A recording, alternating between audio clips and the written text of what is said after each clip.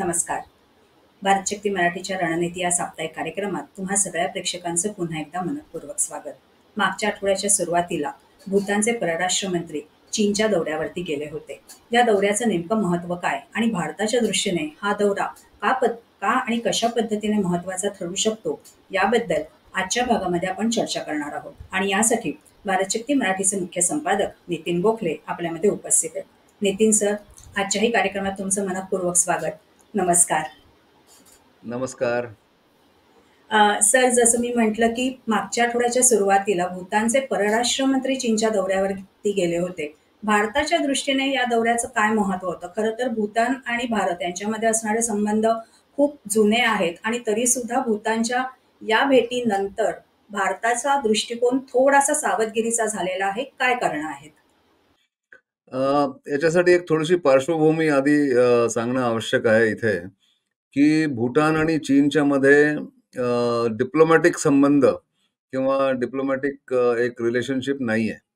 म्हणजे कसं असतं की चीनची एम्बसी भूटानमध्ये नाहीये आणि भूटानची एम्बसी चीनमध्ये नाहीये आणि त्यांचा एकही फॉर्मल जे एक औपचारिकता असते, शिष्टाचार असतो, तो प्रोटोकॉल त्या दोघा देशांमध्ये नाहीये. आतापर्यंत चीन आणि भूटानच्या मध्ये 24 फेऱ्या झाल्या त्या वाटाघाटीसाठी. त्यांची जी सीमारेखा आहे त्यांच्या दोघांमध्ये, चीन आणि भूटानच्या मध्ये, त्याच्यावरती जे काय वादविवाद आहेत, जो डिस्प्यूट आहे, ते त्याच्यावर समाधान काढण्यासाठी म्हणून 24 राऊंड्स 1984 पासून झालेले आहेत. 25वा राऊंड आता बीजिंगमध्ये भूटानचे परराष्ट्र मंत्री गेले होते आणि वांग यी जे चायनाचे आता सध्याचे परराष्ट्र मंत्री आहेत, किती दिवस आहेत ते कोणालाच माहिती नाही, पण आहेत. तर त्यांच्यामध्ये या वाटाघाटी झाल्या होत्या 25व्या राऊंडच्या.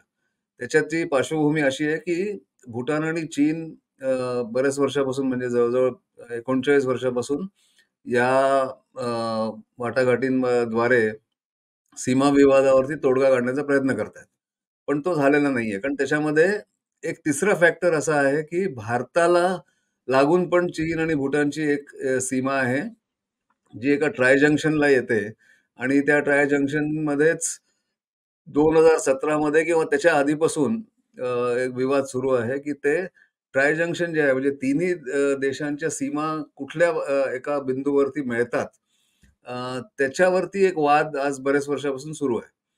आणि त्या बिंदूचे दोन म्हणजे प्रकार आहेत. चीन म्हणतं की तो जिथे ते मिळतात सीमा, ती जागा आहे ग्यामोचेन म्हणून, माउंट ग्यामोचेन एक जागा आहे तिथे, जी दक्षिणेकडे आहे, भारताच्या सिलिगुरी कॉरिडॉरच्या अगदी जवळ. आणि भारत आणि भूटान आजपर्यंत हे म्हणत आलेलं आहे की ग्यामोचेनच्या उत्तरेकडे बटांगला नावाची जी जागा आहे, त्या जागेवरती ही सीमा, या तिन्ही सीमा मिळतात.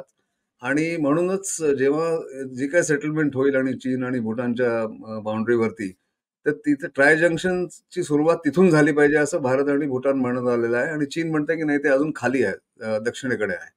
आता दक्षिणेकडे असण्याचा काय धोका आहे भारताला किंवा भूटानला, हे लक्षात घेतलं पाहिजे.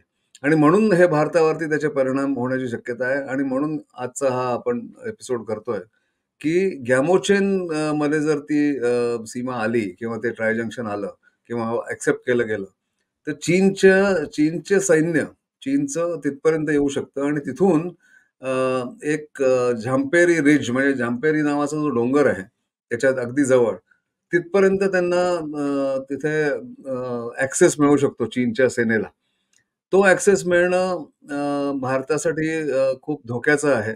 कारण तिथून त्या उंचीवरनं सिलिगुरी कॉरिडॉर, जो भारताचे पूर्वोत्तरचे 7 राज्य आणि बाकीच्या देशाला जोडणारा जो एक कॉरिडॉर आहे, 100 किलोमीटर बाय 22 किलोमीटर वाईड, त्याच्यावरती चीनचं लक्ष राहू शकतं आणि त्या कॉरिडॉरला किंवा चिकन स्नेक ज्याला म्हणतात, त्याला धोका उद्भवू शकतो. ही भारताची एक भीती आज बऱ्याच वर्षापासून आहे. आणि चीन सतत भूटानला प्रेशर करत आलेला आहे की बाउंड्री सेटलमेंट करा, म्हणजे मग आपल्याला लक्षात येईल की आपण कुठे आहोत, आम्ही कुठे राहू, तुम्ही कुठे राहू, तुमचे सैन्य कुठे राहतील, आमचे सैनिक कुठे राहतील, हे लक्षात येईल. या पार्श्वभूमीवरती हा दौरा महत्वाचा आहे. सर खरं तर चीनच्या आजूबाजूला जेवढे काही देश आहेत, तर साधारणपणाने भूतान आणि भारत सोडलं तर इतर 12 देशांबरोबरचा जो सीमावाद होता, तो चीनने बऱ्यापैकी आता सेटल केलेला आहे. मात्र भूतान आणि भारत यांच्याबद्दलचा वाद अजून सुद्धा भिस्त-घोंगडं ज्याला आपण म्हणू शकतो, तशा पद्धतीचा आहे. भारताची लोकसंख्या आणि भारताचा एकूण सगळा विस्तार बघता भारत त्याला पुढून उरणार हे नक्कीच आहे. पण भूतानसारखा एवढा छोटा देश, इतकी वर्ष झाली आज चीनला नाकी नऊ आणतंय. काय कारणं असतील याच्यामागची? त्याच्यात मुख्य मुद्दा हाच असा आहे, की अ, भारताने भूटानला पहिल्यापासून पाठिंबा अशासाठी दिलेला आहे, की भारताची सीमासुद्धा सुरक्षित राहावी. त्या भागामध्ये जसं मी मगाशी म्हटलं.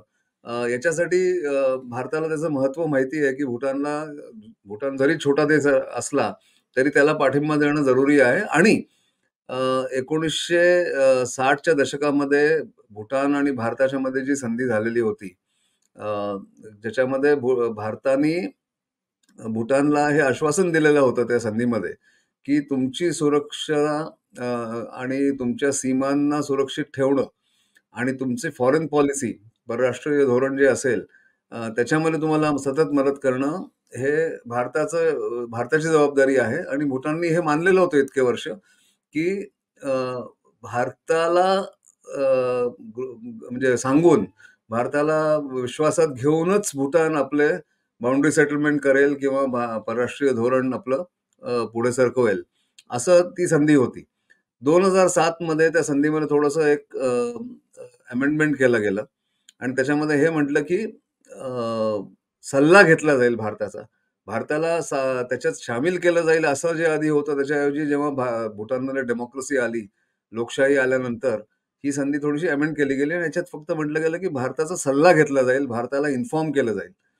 त्या अनुषंगाने हा प्रकार असल्यामुळे आता भूटानला असं वाटतंय, छोटासा देश असला तरी इतके वर्ष तिथे राजा एक होता, जो अजूनही आहे. पण पूर्णपणे तेव्हा राज्यकर्त्यांच्या हातात सत्ता असल्यामुळे तेव्हा त्यांना जसं पाहिजे असेल किंवा जसं भारत सांगायचं त्याप्रमाणे त्यांना करता येत होतं. आणि तिथे लोकशाही आल्यामुळे तिथल्या पार्लमेंटला विश्वासात घेऊन, तिथल्या लोकांना विश्वासात घेऊन ही सेटलमेंट करायला लागेल. म्हणून भूटानवरती चीन दबाव आणतंय आणि म्हणूनच भारताला ही काळजी आहे, की एखाद्या वेळेस छोटासा देश आहे भूटान आणि या दबावाखाली येऊन ते बाउंडरी सेटलमेंट होईल, जी भारताच्या दृष्टीने धोकादायक ठरेल. ही एक भीती भारतामध्ये सध्या आहे आणि त्याच्यासाठीच इतकं बारकाईने लक्ष त्याच्यात घालता येतंय आणि घालण्यात येतंय भारताकडनं. हे लक्षात घेतलं पाहिजे. सर खरं तर भूतानला पहिल्यापासून जसं तुम्ही म्हणालात, की राजनैतिक संबंध आपण प्रस्थापित केले होते. तिथल्या सैन्याला सुद्धा प्रशिक्षण देण्यासाठी भारतीय सैनिक कायम तिथे जात असतात. तिकडच्या सीमांचं रक्षण करण्यासाठी सुद्धा आपण वचनबद्ध आहोत. तरी सुद्धा डोकलाममधला प्रकार घडला होता 2017 मध्ये आणि त्याही वेळेला खरं तर भारतीय सैन्यच तिथे जाऊन त्यांनी चीनी सैन्याची घुसखोरी रोखण्याचा प्रयत्न केला होता. या पार्श्वभूमीवरती भूतानने भारताचा सल्ला घेणं किंवा त्यांना फक्त इन्फॉर्म करणं, त्यांच्याशी वाटाघाटी न करणं, हा प्रकार कितपत भारताच्या दृष्टीने आता थोडासा म्हणजे विचारात टाकणारा आहे असं तुम्हाला वाटतं? खूपच विचारात टाकणारा आहे. भारतावरती दबाव घालण्यासाठी चीननी एक जे नवीन धोरण गेल्या 10-15 वर्षात अ, इथे दाखवलेलं आहे या भागामध्ये, साऊथ एशियामध्ये. त्याच्यामध्ये 2-3 प्रकार आहेत. एक आहे, की भारताच्या आसपासच्या देशांवरती दबाव टाकून त्यांच्यामध्ये शिरकाव करून, त्यांना जास्ती पैसे देऊन भारताच्या इन्फ्लुअन्सच्या बाहेर त्यांना घेऊन जाणं. हे एक चीनचं धोरण आहे आणि त्याच्यावरती अंमलबजावणी करण्यासाठी म्हणून हे सगळे अ, वाटाघाटी या वार्ता सगळ्या होत आहेत चीनच्या आपल्या आजूबाजूच्या देशांबद्दल. ते बांगलादेश असू दे, नेपाळ असू दे, श्रीलंका असू दे किंवा भूटान असू दे. तर त्याच्या दृष्टीने भारताला हा एक मोठा चॅलेंज आहे गेल्या कित्येक वर्षात आणि तो वाढला आहे चॅलेंज. कारण भारताची जशी-जशी ताकद वाढत चालली आहे, तसं चीनला हे लक्षात येतंय, की ही जी संधी आहे, भारताला सतत दाबून ठेवण्याची किंवा भारताला प्रेशरमध्ये ठेवण्याची, ही संधी त्यांच्याजवळ आता येत्या 3, 4, 5 वर्षच उपलब्ध आहे आणि त्याच्यामध्येच हे सगळं करून घेता यायला पाहिजे आणि भारताला दबावाखाली ठेवलं पाहिजे. असं करून म्हणून छोट्या देशांवरती पण आता चीन सारखं दबाव घालतंय, की तुम्ही जे काय तुम्हाला पाहिजे आम्ही देऊ, आम्ही पैसे देऊ. तुमचे काही डिस्प्यूट आमच्याबरोबर असतील ते सेटल करा. तसं भूटानला सांगण्यात येतंय आणि नेपाळमध्ये जसा शिरकाव झालेला आहे चीनचा, खूप मोठ्या प्रमाणावरती आणि भारताला थोडंसं तिथे मार्जिनलाइज केलं गेलंय. तर तसाच प्रकार भूटानमध्ये करावा अशी चीनची एक मनशा आहे आणि त्याच्यावरती आळ घालण्यासाठी भारताकडनं वेगवेगळे प्रयत्न करण्यात येतायत. पण हे कठीण काम असतं. मालदीव्समध्ये आता जसं झालं. अशा परिस्थितीत भारताने लक्ष सतत सातत्याने द्यायला लागतंय भारताला. कारण त्याशिवाय भारताला उपाय नाही, की चीन बरोबरची जी स्पर्धा आहे, या भागामध्ये ही वाढतच जाणार आणि त्याचे बरेचसे परिणाम भारतावरती अ, होऊ शकतात. भारताच्या विरुद्ध जाऊ शकतात. हे आपल्याला आता लक्षात घेतलं पाहिजे. सर, संयुक्त राष्ट्रसंघ किंवा युएनच्या कुठल्याही 5 सदस्य, स्थायी सदस्य जे आहेत, त्यांच्या कोणाचीही एम्बसी आतापर्यंत भूतानमध्ये नव्हती. चीनने मात्र तसा प्रस्ताव आता दिलेला आहे. तर अशा पद्धतीचे संबंध प्रस्थापित करण्यामागे फक्त आणि फक्त भारताला शह देणं हा एकमेव उद्देश आहे? हो, अगदीच आहे. कारण भूटानकडनं चीनला कुठलाच धोका नाहीये. त्यामुळे जो शह देण्यासाठी किंवा जे तिथे जे धोरण त्यांनी अडॉप्ट केलेलं आहे चीननी, ते याच्याचसाठी आहे. दुसरी गोष्ट भूटान म्हणजे त्या भागामध्ये सिक्कीममध्ये चुंबी व्हॅली म्हणून जी आहे, ज्या चुंबी व्हॅलीतनं सिलिगुरी कॉरिडॉरकडे येता येतं किंवा डोकलाम ज्या भागात आहे, डोलम ज्याला म्हणतात प्लॅटो, तो ज्या चुंबी व्हॅलीत आहे, त्या चुंबी व्हॅलीमध्ये चीनच्या सैन्याला एक म्हणजे एका डिफेन्सिव्ह पोझिशनमध्ये राहायला लागतंय. कारण चुंबी व्हॅली म्हणजे ती दरी आहे.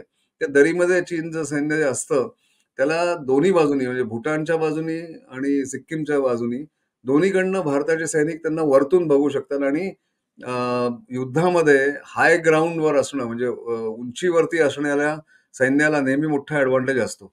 तो ॲडव्हांटेज कमी करण्यासाठी म्हणून चीनचे हा प्रयत्न चालू आहे इतके वर्ष, की कमीत कमी एका फ्लँकला म्हणजे भूटानकडच्या बाजूला भारताचे सैनिक असू नयेत.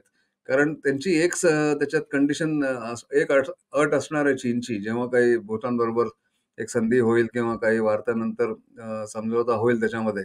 त्याच्यामध्ये नक्कीच एक त्यांची अट असणार आहे, की भारताचे सैनिक जे आज भूटानमध्ये आहेत, इंडियन मिलिटरी ट्रेनिंग टीमच्या नावाखाली, त्यांना तिथून भूटानच्या जमिनीवरनं परत जायला लागेल. कारण भारताच्या सुरक्षिततेच्या दृष्टीने हे सैनिक तिथे ठेवले गेलेले आहेत कित्येक वर्ष. भूटानमधले रस्ते सगळे भारताचे बॉर्डर रोड्स ऑर्गनायझेशन बनवतंय. भूटानला वर्षानुवर्ष दरवर्षी भारत कमीत कमी 5 ते 6,000 कोटी रुपये भूटानला देते. त्यांचं फायनान्स करण्यासाठी किंवा त्यांचं फायनान्शियल इयरमध्ये त्यांना मदत करण्यासाठी. हे सगळं भूटानला माहिती असून सुद्धा भूटान आज चीनच्या दबावाखाली येत आहे. हा एक काळजीचा विषय आहे. म्हणजे जसं मी म्हटलं, की भारत स्वतंत्र झाल्यानंतर त्या तत्कालीन पंतप्रधान जवाहरलाल नेहरू सगळ्यात पहिल्यांदा भूतान दौऱ्यावरती गेले होते. त्यांच्यामध्ये राजनैतिक संबंध प्रस्थापित झाले किंवा 2014 मध्ये नरेंद्र मोदी ज्यावेळेला पंतप्रधान बनले, त्यावेळेला त्यांचा पहिला परदेश दौरा हा भूतानच होता. म्हणजे इतकं आपल्या दृष्टीने भूतानचं महत्त्व असून सुद्धा आता चीनच्या दबावाखाली येत असणारं हे भूतान भारत आणि भूतान यांच्या संबंधांमध्ये सुद्धा कुठेतरी दरी निर्माण करणारे ठरू शकतं असं वाटतंय? दरी अगदी म्हणजे अगदी लगेच निर्माण होईल असं नाही. पण भूटानची सोसायटी सुद्धा आता थोडीशी बदलते आहे. हे लक्षात घेतलं पाहिजे. आजच मी कुठेतरी वाचत होतो, की या गेल्या 1 वर्षात 15,000 भूटानचे नागरिक अ, ऑस्ट्रेलियाला स्थलांतर म्हणजे करण्यासाठी म्हणून त्यांना व्हिसा मिळालेला आहे. 15,000. त्यांची जनसंख्याच तिथे मुळे 7,00,000 का 8,00,000 आहे. त्याच्यातले 15,000 भूटानचे तरुण पिढी जी आहे, तरुण पिढीचे लोकं जे आहेत, ते तिथे बाहेर दुसरीकडे भारताच्या बाहेर जाण्याचा प्रयत्न त्यांचा चालू आहे. युरोपला, ऑस्ट्रेलियाला, अमेरिकेला आणि ही एक काळजी भूटानच्या राजाला पण आहे, की पूर्ण समाज तिथे बदलतो आहे. जो पूर्वी भारताबद्दल एक आस्था होती, भारताबद्दल एक लॉयल्टी होती, ती नव्या जनरेशनची राहीलच असं नाही. म्हणूनच त्यांचं म्हणणं आहे, की आत्ता मी असताना जो भूटानचा 4था राजा होता, जो रिटायर झालाय. त्याचा मुलगा सध्या ऑफिशियली राज्य करतो त्याचा मुलगा.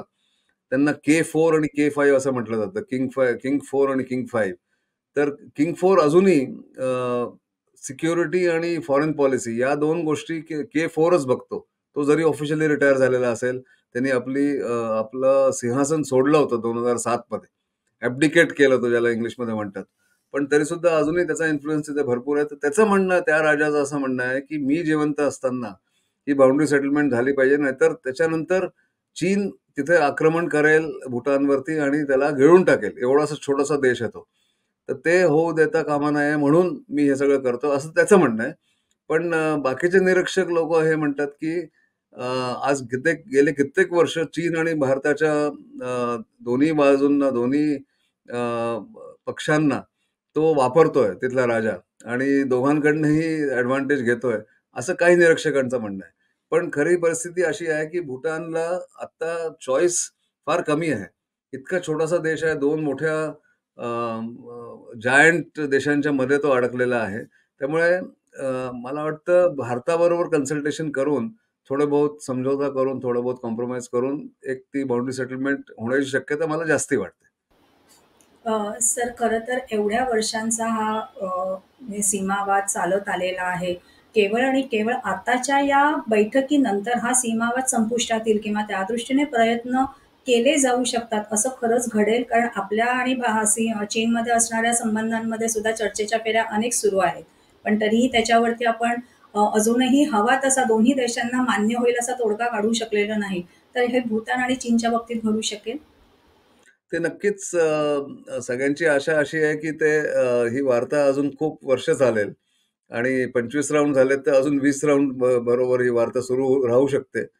तर आता हे पूर्णपणे भूटानच्या राज्यकर्त्यांवरती हे अवलंबून आहे, की भारताचा इन्फ्लुअन्स तिथे कमी होतोय हे आणि कुठल्याही दुसऱ्या देशाचा इन्फ्लुअन्स तिथे कमी होतोय. चीनचा वाढतोय असं नाही.